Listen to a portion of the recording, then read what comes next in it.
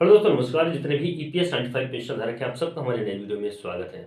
दोस्तों, EPS 95 pension धारकों के लिए रोज नई नई बहुत सारी अपडेटें आती रहती हैं। बहुत सारी अपडेटों का मतलब है कि आप बहुत सारी यूट्यूब चैनलों के माध्यम से देखते रहते होंगे कि कई सारी अपडेट, आज पेंशन मिलने वाली है, कल पेंशन मिलने वाली है, उनके लिए ये बोल दिया गया, उनके लिए वो बोल दिया गया।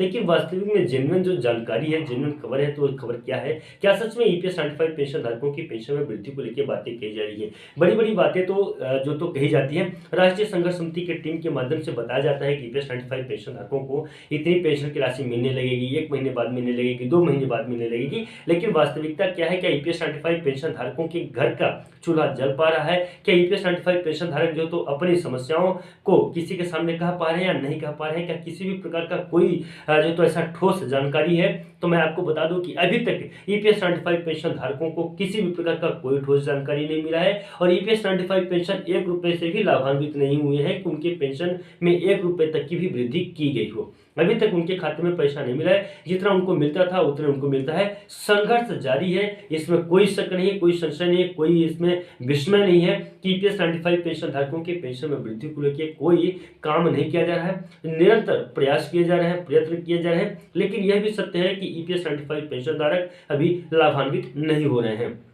अब इसके पीछे का कारण क्या है? इसके पीछे दो ही कारण हो सकता है। या तो ईपीएस 95 पेंशन धारक लाभान्वित होने के लायक नहीं है, यानी कि उनको लाभ नहीं पहुंचाया जाएगा, इससे लाभान्वित नहीं हो रहे हैं। या दूसरा यह कारण हो सकता है कि पूर्ण रूप से प्रयास नहीं किया जा रहा है कि ईपीएस 95 पेंशन धारक जो तो पूरी तरीके से लाभान्वित हो।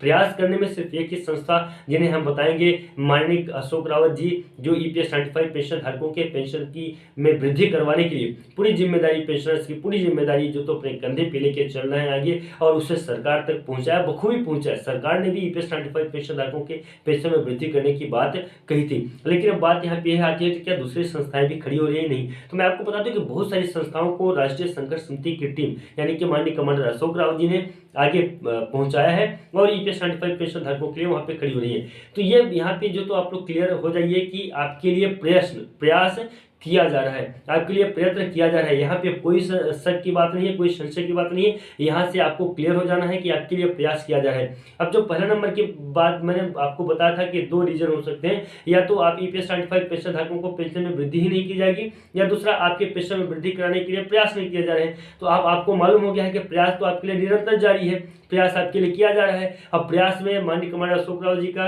तहसील स्तर से लेकर राष्ट्रीय स्तर तक का जितने भी आंदोलन हो, चाहे जो तो ज्ञापन देना हो, कुछ भी हो, वो भी देख सकते हैं। क्रमिक अनशन तो आप देख ही रहे हैं बुल्ढाना, महाराष्ट्र में। तो इस प्रकार से निरंतर प्रयास जो तो जारी है। लेकिन जो पहला नंबर का पॉइंट बच जाता है कि ईपीएस 95 पेंशन धारक पेंशन के हकदार ही नहीं है क्या, या ईपीएस 95 पेंशन धारक पेंशन लेने के लिए उनको पेंशन की राशि ही नहीं मिलेगी क्या? इस प्रकार की बातें जो तो आप लोगों के मन के अंदर उठती है। तो यहाँ भी मैं आपको क्लियर कर देता हूँ कि सरकार से जब जब बात हुई है, ईपीएस 95 पेंशन धारकों की समस्याओं को जब भी सुनाया गया है, जब भी बताया गया है, तो जितने भी बड़े बड़े सरकारी संस्थानों में काम करने वाले कर्मचारी हैं या जो भी ईपीएस 95 पेंशन धारकों में वृद्धि करा सकते हैं, उनसे जब बात हुई है तो ईपीएस 95 पेंशन धारकों के लिए पूर्ण रूप से संवेदनशील रहे हैं। वो हमेशा ईपीएस 95 पेंशन धारकों का स्टैंड लिया है।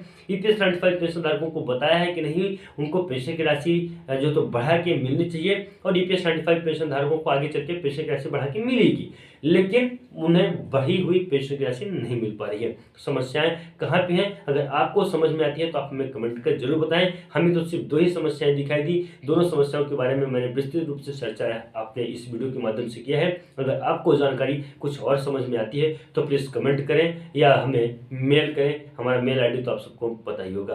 फिलहाल दोस्तों, आपको यह जानकारी वीडियो कैसा लगा कमेंट में जरूर बताइएगा। मिलते हैं किसी नए वीडियो में और नए अपडेट में। तो नमस्कार, जय हिंद, जय भारत।